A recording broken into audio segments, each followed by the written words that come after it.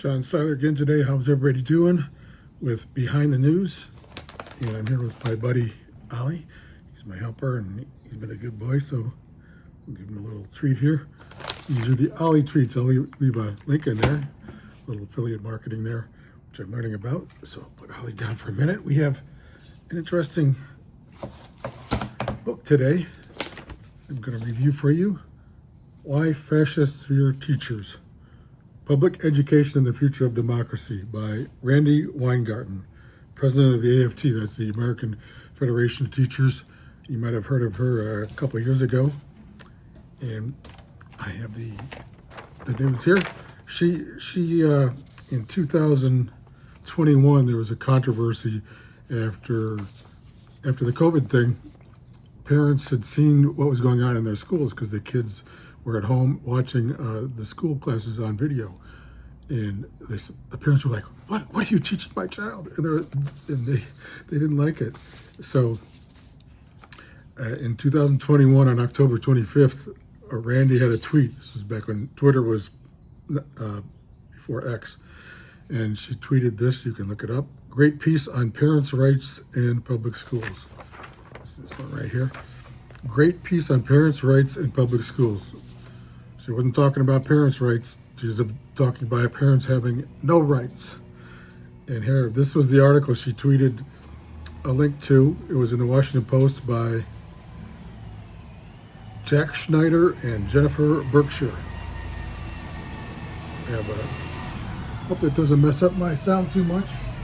The garbage truck. No, they're just passing by. And this was about, this person says, parents claim they have the right to shape their kids' school curriculum. They don't. Let me say that again. This is Jack Schneider and Jennifer Berkshire. Parents claim they have the right to shape their kids' school curriculum. They don't. Well, my position is the opposite. They do. In fact, the children belong to the parents. God gives children to the parents. And then the schools have what's called in loco parentis, which means in the place of the parents, if I'm getting my Latin translation correct. And it's you, the parents, who are really in charge, and you should be in charge of the school district too, because you elect the school board members, right? So this person says, they quote some legal scholar, Jeff Schulman, this effort may well divide child from parent, not because socialist educators want to indoctrinate children, but because learning to think for oneself is what children do. Well, I guess we can turn to Randi then, to her wonderful book here, Why Fascists Fear Teachers, to see about, it's supposed to be independent thinking. And I have a couple things here. The first page starts out like this. In 1940, Adolf Hitler gained power and territory across a widening swath of Europe. Now, there's something called the Godwin's law. Let me check with it here with the all-knowing, all-wise ChatGPT. Chat, are you there? I am indeed here. Oh, great. Always. Great, Chat. Thank you. And could you explain what Godwin's law is? Absolutely. So Godwin's law is basically this internet adage or observation that says the longer an online discussion goes on, the more likely it is that someone will eventually compare someone or something to Hitler or the Nazis. It's kind of a tongue-in-cheek rule of the internet, but it basically means that as debates drag on, those extreme comparisons become almost inevitable. Thank you. So there it is, and this one, it enacts Godwin's rule immediately. Fascist, there it is right there, and in the introduction in 1940, Adolf Hitler. So there you go. Godwin's law didn't even wait 2 paragraphs to get into it. But this is what's really funny. Let me read this for you. An introduction. In 1940, Adolf Hitler had gained power and territory across a widening swath of Europe. The leaders of Norway's government fled, and a Nazi puppet was put in power. Among the first to protest the Nazi takeover of Norway were the country's teachers. And since pins and badges were with the likeness of the exiled king were now illegal, teachers and students used a clever, subtle signal to show their resistance. They wore paper clips. When teachers wore them on their lapels, it signified that they remained united, bound together like a stack of papers against Nazi rule. The protest spread. Eventually, students took to wearing whole chains of paper clips like necklaces. So, but what she doesn't get here, or she's kind of passing over her head, is that the Nazis were teachers too, weren't they? They took over the teaching system in Germany. There was no protest. In fact, the Nazis enacted a ban on homeschooling. And you know what? That ban is still in place today in Germany. They never got rid of it. There was a family called, let me get it right here, the Romeike family in Germany. You might have heard about them. They had to leave Germany because they were homeschooling their kids, and they were going to have their kids taken away from them. Their parents were going to be put in jail. So they came to America.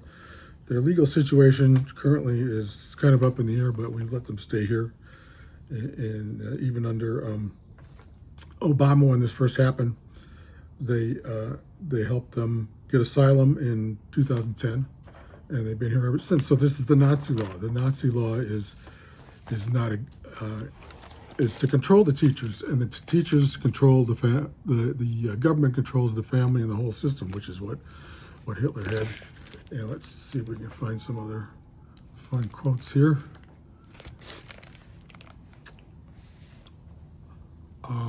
They're talking about government unions here, but unions have power that few other organizations do because legally they can represent groups of members in a workplace and bargain on behalf of those workers over the terms and conditions of work. That's true of private sector unions, but the public sector unions, the government unions like the American Federation of Teachers, are different because if you ask them, the people even say, well, we elect our own representatives in government. We elect our own bosses, they say. Who gets to do that? Do you ever get to elect your own boss if you're in the private sector? So these government unions, like her union, are they are really the government. They're not independent from the government. If anything, is fascism, that is.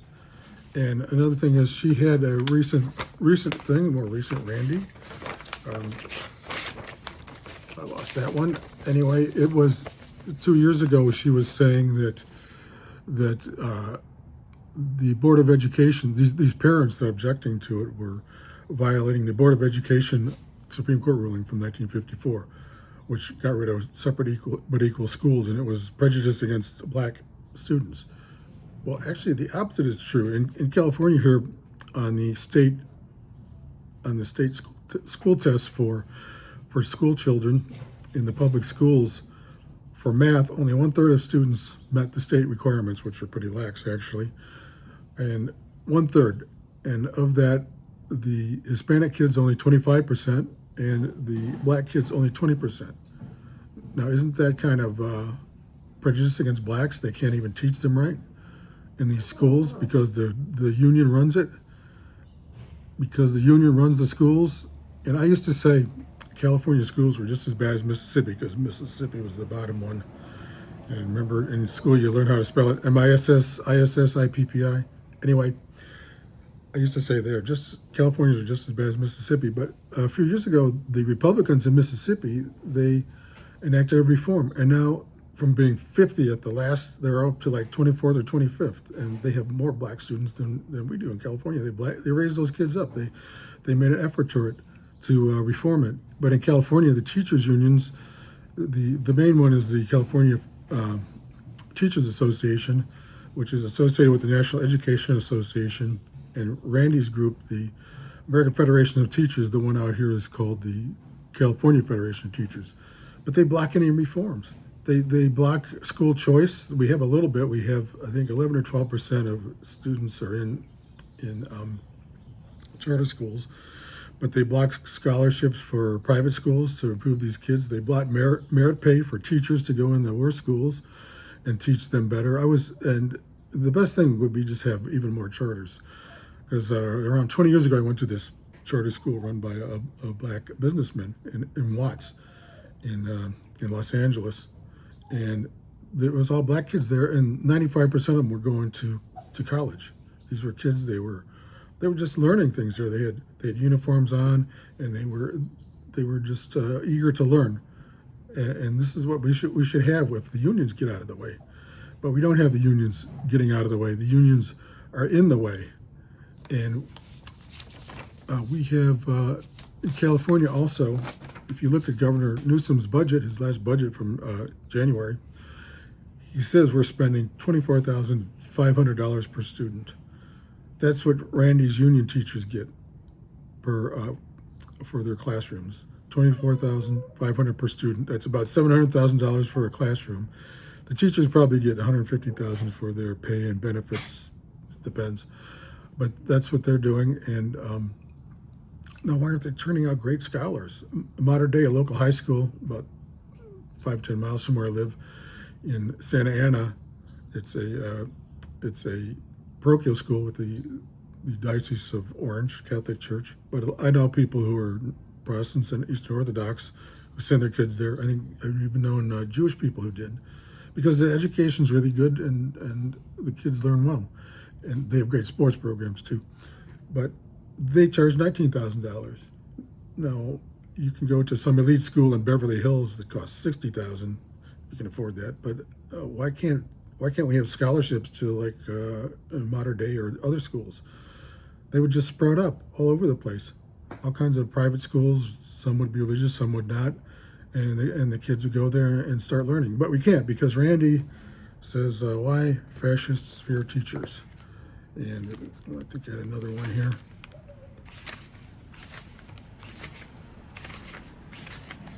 Excuse me. Oh, here. This is a great one. Teachers teach critical thinking. Well, they sure don't in California schools. They can't. I mean, the best way to learn critical thinking is to learn math, and they're not learning math. So this is what Randi has to say for us today. Oh, I thought I might have had another one here. Excuse me. She's attacking. Oh, she quotes Elizabeth Warren for attacking the ultra-rich people like Elon Musk. Okay, well, I've been writing a couple things on China lately. And unless we get our act together on teaching math and improving science in the colleges, we're finished, okay? And we have a guy like Elon Musk, he's building a rocket. Can Randi Weingarten build a rocket? How about Bernie Sanders? He wants money. He wants to take all of Elon's money. How about Elizabeth Warren, Pocahontas? Can she build a rocket? No. We need to teach these kids math. We need to teach them English. We need to get rid of the Mickey Mouse and the nonsense. We need to fix the colleges. We need to have competition, get rid of DEI and all that other stuff. And we need to just compete. Otherwise we're finished against China. We don't want to have it. Sorry, Randi, you have no idea what you're doing. We need power for parents. If you're a parent, I don't tell you what to do with your kid. And Randi shouldn't either. You're in charge. That's it for today. Let's take care of this and reform our schools. Thank you. Oh, and remember to like and subscribe, and also go to my Substack, johnseiler.substack.com. Like and subscribe here, and I'll leave a link to the book if you want to actually go on Amazon, and also to these great treats. Where did Ollie go? Oh, here he is. Here we go. Hi, Ollie. Let's say goodbye today, okay? Okay, we'll go for a walk in a minute. Bye, everybody. Talk to you later.